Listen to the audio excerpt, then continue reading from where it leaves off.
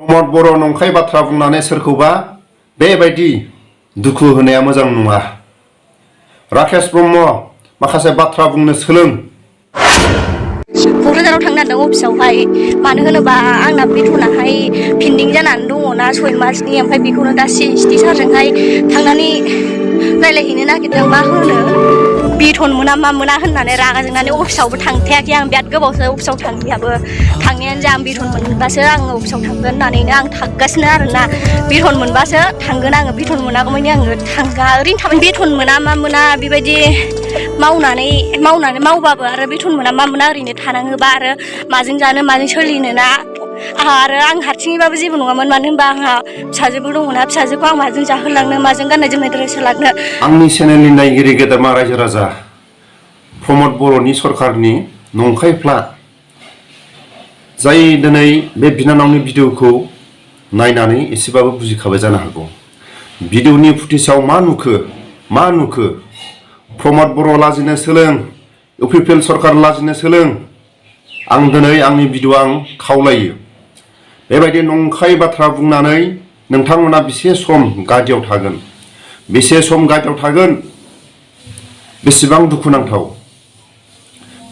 दुखुनांथाव 6 मास खस्थ' खालायनाय दरमाखौबो प्रमद बर'नि सरकारा मानो दरमा होनो हायाखै? बेबायदि माखासे नंखायफ्ला बाथ्रा बुङै सरकार सालायनाया बे बर' हारिनि गेजेराव गनायथाव नङा।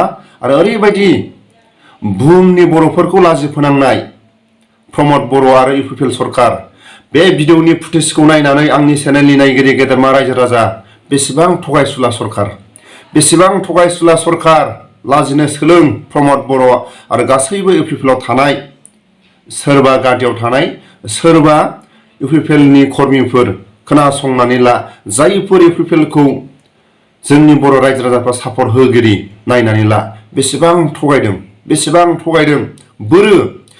बर' सेंग्रा सिख्लाफोरखौ थांनाय बोसोराव साफा सानै आबसुनि लिडारफ्रा इउपिपिएल सरकारजों थाफानानै जेब्ला इन्टारभिउ लादों, बेबायदि समाव आसामिस मिडियाफ्राव प्रमद बर'खौ बाख्नायदोंमोन, बिटिआरनि दफाखौ बाख्नायदोंमोन, आसाम पुलिसखौ बाख्नायदोंमोन, हेमन्तखौ बाख्नायदोंमोन। लाजिनो रोङासै दिनैनि समाव। बेबायदि समखौ गोसोखांनाया मोजां। साफा सानै आबसुनि दैदेनगिरिफ्रा गोसोखांनांगौ। आसि थुयै बुंनाय रावखौ नोंथांमोना गाज्रि मोननो हागौ, नाथाय सोरबा जाम्बा मानसियाबो नोंथांमोनखौ आसि थुनानै रायनो गोनां जानो हागौ। 6 मासावनो सेंग्रा सिख्लाखौ साख्रियाव सोना होगोन, बिटिआर एकर्डखौ गासैखौबो मावफुंगोन। 6 मासनि दरमाखौनो होनो हायाखै। आरो हाजार सेंग्रा सिख्लाफोरनि, बर' ट्राइबेल सेंग्रा सिख्लाफोरनि साख्रियाव सोनानै होगोन। माखासे खोथा बाथ्रा बुंनाया नंखायफ्ला खोथा बुंनानै सरकार सालायनाय।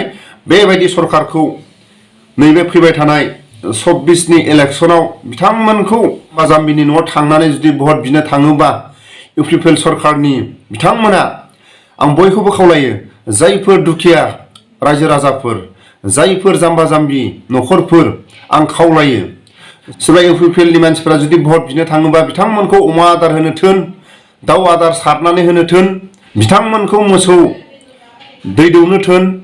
बेबायदि बिथांमोनखौ बेबहार खालायनांगौ। आंनि बायदिबा जेरै रायजो राजाफोरखौ थगायदों नंखाय बाथ्रा बुंनानै, जेरै रायजो राजाफोरखौ ओरै हर सान बिथांमोना माखासे मेगनाव खुगायाव दुखुखौ बिथांमोना सोनानै होदों, बेनि थाखायनो बिथांमोनखौबो लाजि फोनांनांगौ होननानै आङो आंनि गोसो गोरबोआव आङो सानो।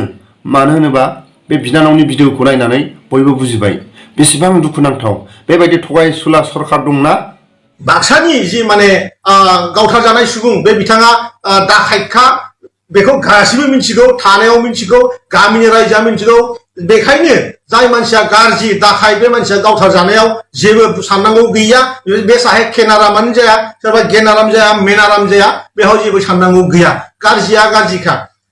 बाप मा बाथ्रा बुंदों? सोर राकेश ब्रह्म? नों मोजां दिनाव जन्म जामाराखै।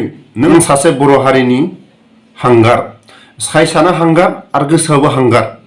राकेश ब्रह्म, सोरबा मानसिया सिखाव दाखायदानो जाथों, सोरबाया हारिनि गेजेराव गुबुन हारिनि गेजेराव मुगैजानायानो जाथों, दायनिगिरिया गावनि गोरोन्थिनि थाखाय गावथार जाबाय आरो बिनि सायाव बिजिरनांगौ आरो बिजिरनानै आयेन बायदियै सोर सैथो नङा उननि समफ्राव रोखा रोखा बिजिरसालिया बिजिरनानै फोरमायगोन।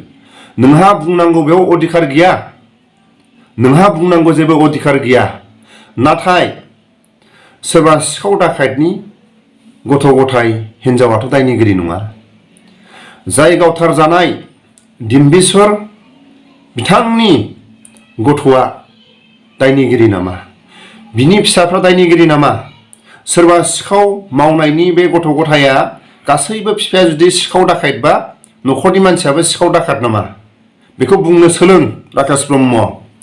जाय मानसिया हारिनि थाखाय खामानि मावनो होननानै ओंखारदों, जाय मानसिया बर'फोरनि खामानि मावनो होननानै ओंखारदों, समाजनि मावनो होननानै खामानि मावनो ओंखारदों, अब्ला सोरबाया सिखाव दाखायत मावनानै गोरोन्थि मावबाय, न'खरनि मानसियाथ' गोरोन्थि मावाखै।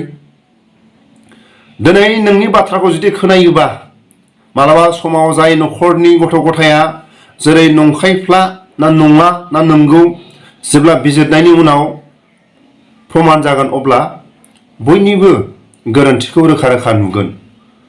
नाथाय जाय मानसिनि न'खरनि गथ' गथाया गावथार जादों, सानसे समाव सोरबा बै गथ'आबो सानसे समाव नोंथांनि गाज्रिखौ लानो हागौ। मालाबा समाव जाय गावथार जाग्रानि सोरबा फिसाजोआनो जा, सोरबा न'खरनि मानसियानो जा, मालाबा समाव बिटिआर सरकारनि, मालाबा समाव गुबुन गुबुन आफादनि दैदेनगिरिबो जानो हागौ। अब्ला नोंनि बायदि बाथ्रा बुङोब्ला समाजा बोरै सोलिगोन? समाजा बोरै सोलिगोन? नोङो राकेश ब्रह्म फायखानायाव हाबनानै था, थाला मारिनानै था, 24नि इलेक्सनाव नोङो थाला मारिनानै था। नोंनि बाथ्राया गनायथाव नङा। सोरबा जाम्बा जाम्बि दानि बे फरायसुला फरायसुलिफ्रा नोंनि बाथ्राखौ रावबो खोनासङा। नों बुंनो सोलों। सोरबा दायनिगिरिया सोरबा सिखावबाबो गुन्दाबाबो बे आयेन बायदि साजा मोनगोन आरो आयेनजों बिजिरनानै सोर सैथो नङा उननि समाव रोखा जागोन। नाथाय न'खरनि गथ' गथाय, न'खरनि मानसिफ्राथ' दायनिगिरि नङा। दा न'खरनि मानसिखौ बर' हिसाबै एसेबाबो अनसायनांगौनि माखासे दायथ'आ बर' समाजनि जायफोर दैदेनगिरियाव थानाय बर' रायजो राजाफ्रा दायथ' दंना गैया? मालाबा समाव सोरनिबा खैफोदाव माथो होनांगौनि माखासे दायथ' दंना गैया हारि हिसाबै? गावनि हारि हिसाबै थैनायनि उनाव सोरबा थैगिरिया बे दायनिगिरि होनबाय थायोबा बे बिथाङा मालाबाबो खोनानाय नङा। मालाबाबो बिथाङा दायनिगिरि होननानै बुंबाबो सोर बिथांखौ बिजिरगोन?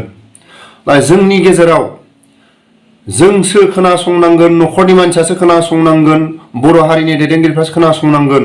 बिथाङा दायनिगिरि मारमोन, बिथाङा दायनिगिरि नङामोन। बिनि सायाव बर' दैदेनगिरिफ्रा देरहासार जायोबा जोंनिनो देरहासारनाय।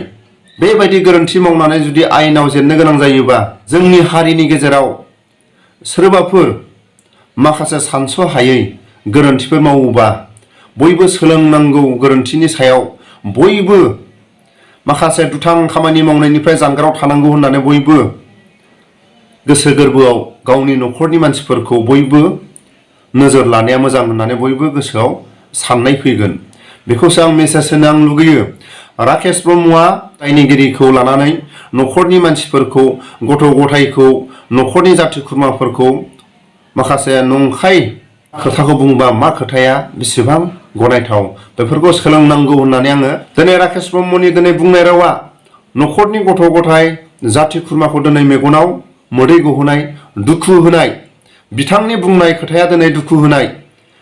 सम आरो बोथोरखौ माखासे बिजिरनानै जुदि देरहासार जायोबा जोंनि बर' हारिनि देरहासारनाय, आरो जुदि सोरबाफोर दुथां खामानियाव ओंखारग्रा बयबो न'खरनि मानसिफ्रा जाहाथे बुजायनानै आरो नोजोर लानाया मोजां। हरनि समाव बहा थांदों आरो मालाबा सोर लोगोजों अबाव बेरायनो थाङो साननै सानथाम, बेफोरखौ जाहाथे उदिस लानाया मोजां।